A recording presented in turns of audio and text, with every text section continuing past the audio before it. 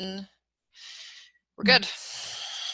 Welcome everyone to our 5th case consultation session. My name is Amneris Morales and I will be your group facilitator for today.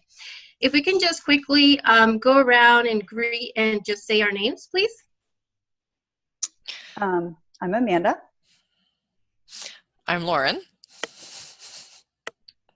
I'm Amanda.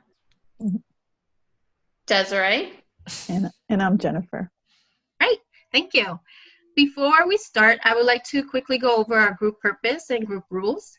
We are meeting today to discuss a case that Amanda McGraw presented to us, and she's seeking our support in managing her own feelings and responses towards a family who engages in behavioral patterns that are similar to her own family and that are triggering her own emotions. We will direct this discussion using the solution-focused model. That means we will avoid centering into the problem, and we will engage in a strength-based perspective. As for the group rules, we will maintain a safe and respectful work environment that allows all of us to be fully engaged. We will maintain confidentiality, meaning that we will not share personal and intimate information to others outside of the group. And we will keep distractions to a minimum during our meeting. That includes turning off your mic while others are talking to avoid any background noise. Is that all right with everyone? Yes. Yes. Right. So we will be meeting for 30 minutes. We will start with the question phase, then enter into the wonderment phase, then the compliment phase, and lastly, a debrief. I will guide the group and help transition from one phase to the next, and I will keep track of the time. Does anyone have any questions? No? Okay. So if we could have Desiree start off with her first question, and then everyone else can jump in when it's appropriate to move on to the next question. Okay. Hi, Amanda. Hi. So I know that the case you presented is really intense and you have a lot of sort of emotional responses to it. So if you could just articulate for us what your best hopes for today's consultation would be. My best hopes for today's consultation would involve kind of me feeling a little more okay with myself and my responses to this case. Feeling a little more self-compassion, a little more empathy towards myself. I think that I have a tendency to be very hard on myself, and so I'm kind of feeling guilty about my responses to this case, rather than kind of accepting them and, you know, kind of moving on. So I think I'm kind of hoping for a change in those feelings and kind of maybe just a feeling of kind of camaraderie and like lessening of the burden of kind of the emotional intensity of this case. Okay, so you're hoping to be able to give yourself a little bit of a break and to be able to maybe look at it more mindfully, in that, you know, you can acknowledge that you're having these feelings, but instead of, you know, stressing or being stuck on them, to be able just to move on from them. Right. Okay. Is there anything else that you hope for today? No, I don't think so. I think that covers it. Okay. Hi, Amanda. Hello. So thank you for your in-depth case consultation and how thorough you were. I can totally understand and feel similarly how you feel. But I want to know what your best hopes for the family and the situation is. My best hopes for the family, kind of two different realms. You know, first of all, for the kids in the family, they're starting to kind of settle into their foster placements and to kind of bond with their foster parents. And it's been a very long time coming with different placements, and it's just been a really hard road. And so I really hope for a little bit of healing for those kids, kind of starting to see like, hey, you know, it feels good to be treated this way. It feels good to be treated with love and respect, and, you know, somebody's listening to me, and kind of those little thoughts kind of starting to settle in their brain. And then for the parents, you know, I really hope that they are able to kind of accept the areas that they need to change, because they're in my from my observations, they're not even really close to that. And I think that will go a long way because, that's the biggest hurdle for them. And once they kind of even have a little bit of acceptance and feel a little bit of like, okay, maybe these interactions do kind of influence our children negatively, then they might start to engage in the services. I can't really say that my best hopes for the family involve, them all, all the kids going back home and everybody just, walking off into the sunset, because I don't really believe that that's going to happen. If kind of a miracle were to happen, then maybe. But I think right now my best hopes are for the kids to kind of start to find some healing and for the parents to find some acceptance. And then also for the parents to put their children's emotional needs and, all their needs before their own. That really hasn't been happening at all. And so kind of even starting to see that would really feel really good, and it would be a really positive thing. Yeah. It seems like you really care about like the whole family, the children and and the adults, like how what's gonna be best for all of them. So I think that's really good. Thank you. Sir. Yeah, I was going to jump in, Amanda, because it seems like you were going to just ask this next question. Can you rephrase that question again, focusing on Amanda McGraw and her situation? Because I think she's the target system in this case. Okay. I'm confused. Yeah, so you said what's the best hopes for this family? And I know that in her case consultation, she was referring to herself. She wants to discuss her. Well, I said family and situation. So, Amanda, what is your best hope for yourself in this situation? Perfect. I think that if I could just kind of be able to emotionally separate from this case a little bit. I find myself taking it home. I'm like thinking about it when I'm like, like I engage in self-care, but then I find myself thinking about this case while I'm engaging in self-care. And so that doesn't really work. So I just want to be able to kind of, leave the case at work at my office, and be able to kind of separate a little bit. But for some reason, just something about this case, and I don't think I'm the only one in the office that feels this way, but something about this case has really, it just stays on my mind all the time. It definitely sounds like it's super difficult. So, suppose that your best hopes for the situation are realized. What do you think would be different within yourself about the case? I think that, let me think. I think that I would kind of beat myself up a little less. I tend to feel really guilty about the fact that I'm not 100% rooting for these kids to go home. I think I mentioned in my write-up, Oregon is, we're very pro-family. We try not to remove kids unless the situation is really dire. And for that reason, the court system, they're also very pro-family. So every time we go to court, there's a risk of these kids going back home. And it's already happened once.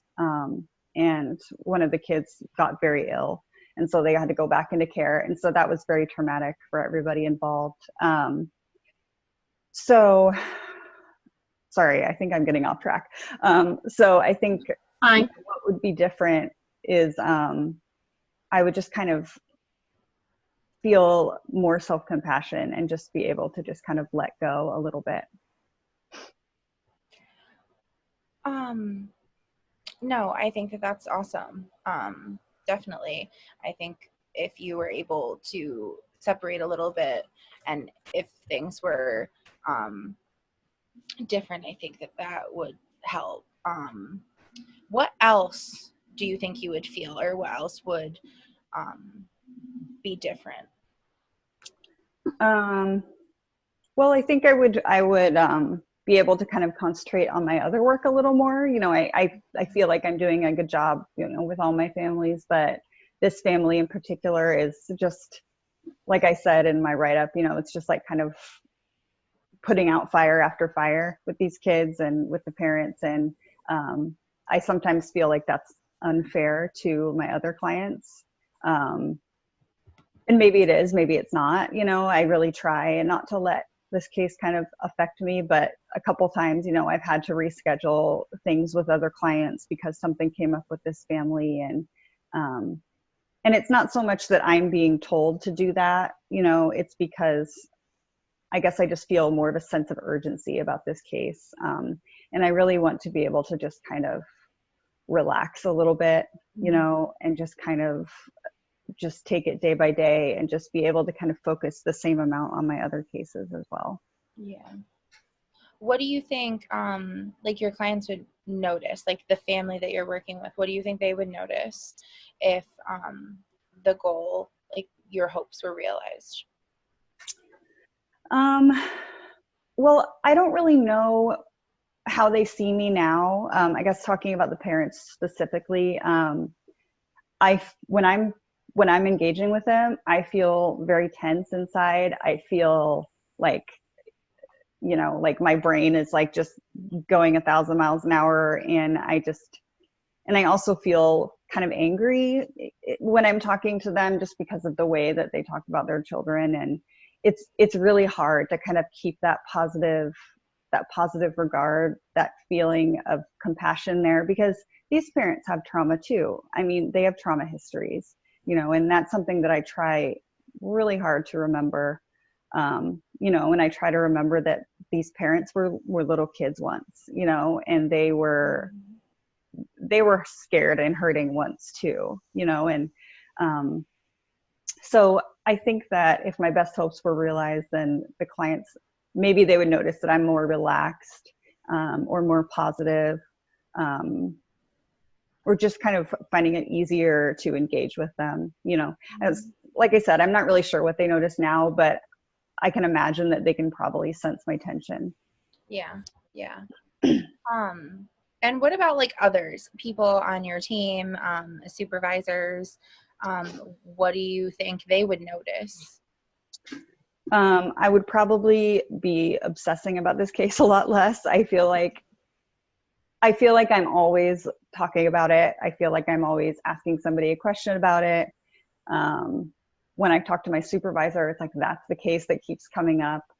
And I'm not the only one, you know, but I feel like kind of my role as an intern right now is to learn as much as I can in many different areas. And I really don't want to get this like kind of, what is that term? You know, basically like all I can see is this case. I want to be able to be open-minded and kind of experience all the things my field placement has to offer. So I think that, you know, my colleagues and my supervisor, they would just probably notice me relax a little bit and not be constantly bugging them about my thoughts or, you know, another question I have or something like that. Is there anything else that you feel like if your best hopes for this case were realized between the family or yourself, is there anything else that you feel like you would feel? I mean, ideally, I would find it easier to spend time with the kids in this case because they are always asking about going home.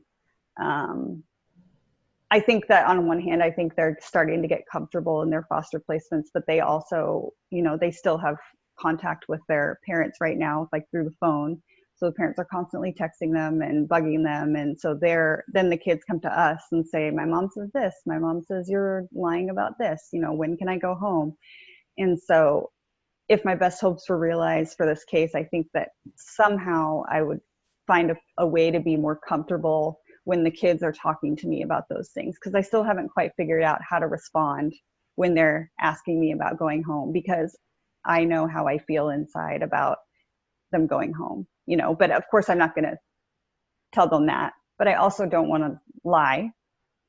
So it's a hard kind of line to straddle, I guess. Thank you.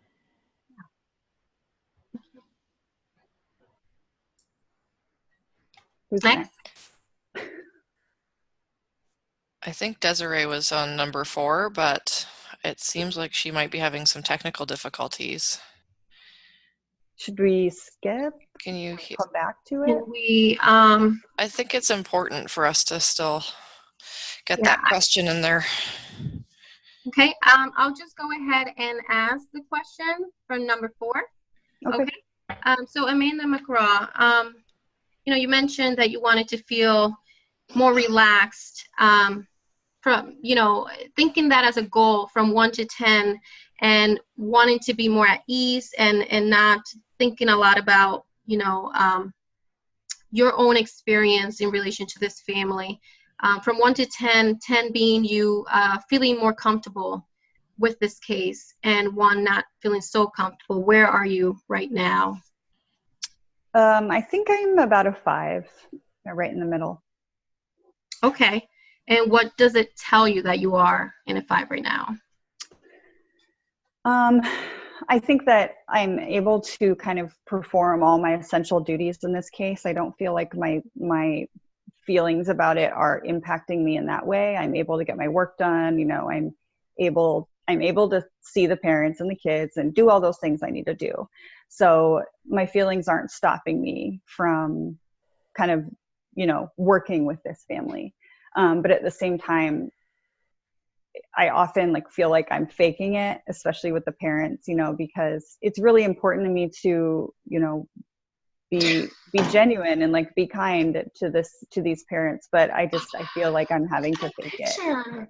Hi, Desiree. I'm sorry, Amanda. Can you just turn off okay. the mic?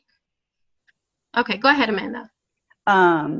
I usually feel really genuine when I'm working with parents because I think that it's one of my strengths that I'm able to kind of put myself in their shoes and remember that they've experienced trauma too and kind of take that perspective. But with these parents, I have a really hard time. So for that reason, I feel like I'm right in the middle.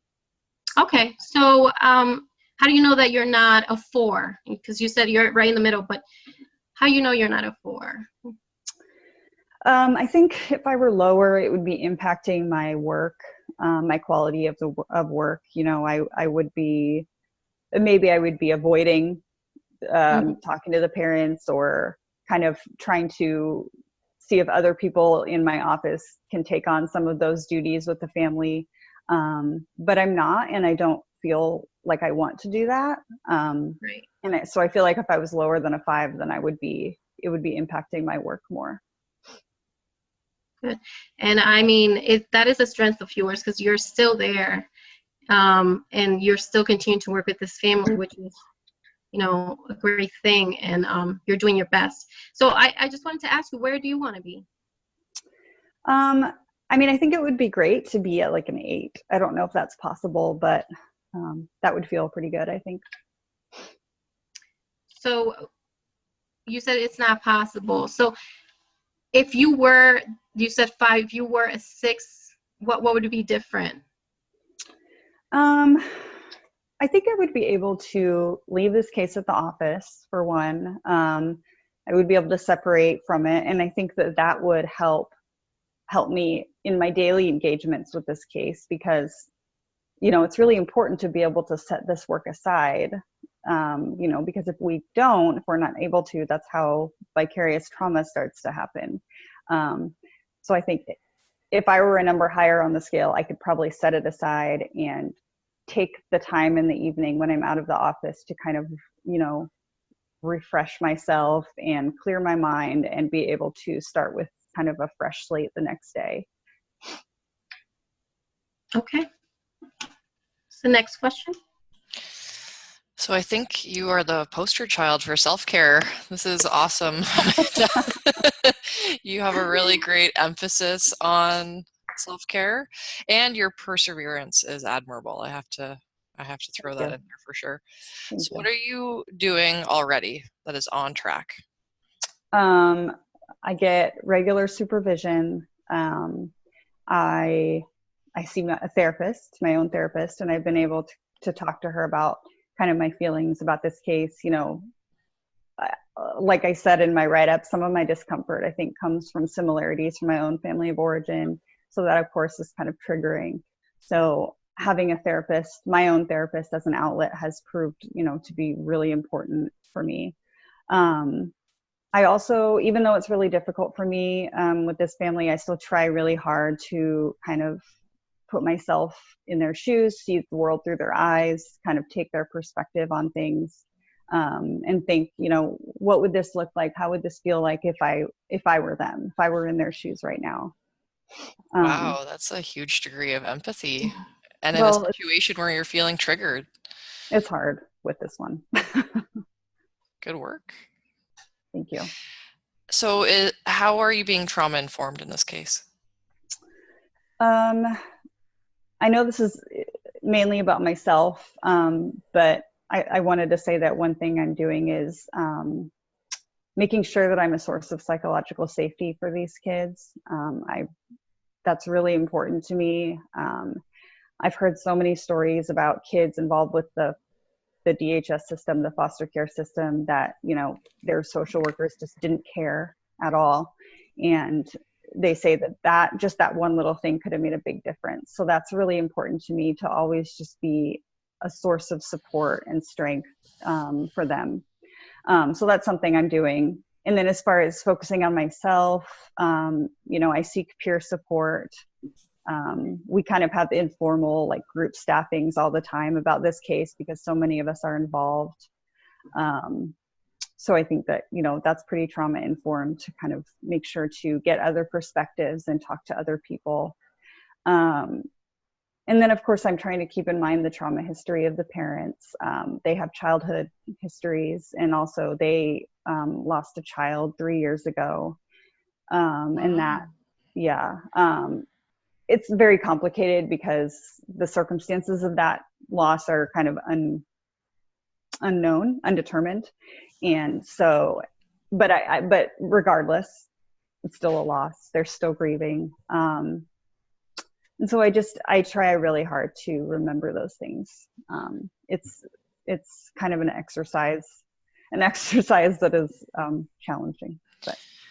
You're taking that question of what happened to these people instead of what's wrong with these people, and you're really applying it. Trying to. Yeah. So what is already happening in this situation that supports you to that place of self-compassion that you're talking about really wanting to embody? What am I doing, or what is happening? What's already happening in the situation, whether it's an interaction with the clients or other systems involved, what's already there that supports a self-compassion? Okay. Well, my interactions with the kids have really influenced me in being able to have self-compassion. Most of them have kind of grown to trust me, and they've kind of communicated that to me. One of the kids has been kept out of school for 3 years and kind of kept isolated, and we were able to get her registered for high school, and she requested that I take her on her first day. Wow. Oh, that must feel amazing for you. Yeah, it felt really good. Really good, because of course when I was walking her in and I was sitting with her and the counselor and talking about her schedule, and of course I'm feeling wow, it seems like just yesterday that I was in these shoes. I was an insecure high schooler, that was dealing with stuff at home, and I didn't know what I was doing or what was going to happen to me. And so to be able to be an adult in that role, supporting a child, and that she asked for me, felt pretty good. So those kinds of things help me to know that I'm on the right track, and that even if it doesn't feel like it, something I'm doing is right, is working. You've definitely created a strong bond with at least one of these kids in a very difficult situation, which is impressive. All right, I just want to remind you all, we just have 1 more minute left, so we will be moving to the next phase. Okay. And I'm just going to say real quick at the end, I think, Amanda, this is an amazingly complex case. And for a student, intern, and a new worker, I mean, to have this case, I think it would be normal to contemplate all the things that's involved with this case. So I think you've done an amazing job with such a complex case, and as a new worker. And I would just say, maybe just last, what is the next small step that you might do for your own self-care, in regard to this case?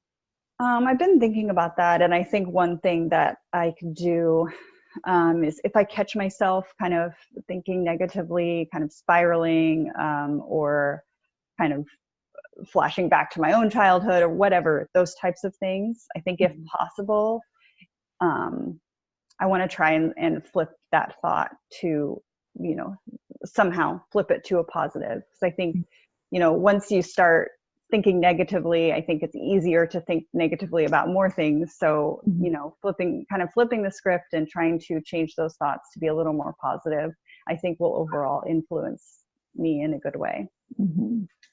That's great. And you think that will be helpful, or how do you think that will be helpful to you? I just think it will help me focus less on negativity and remember even the little gains that I've made in this case, and even the little moments of positivity. I think you've done an awesome job with a very tough case. Thank you. Anything else, Amanda? No, I don't think so. All right, well, thank you so much. This was such a great discussion. So now at this time, I would like to ask Amanda McGraw if she could just turn off her camera so that we can enter into the wonderment phase.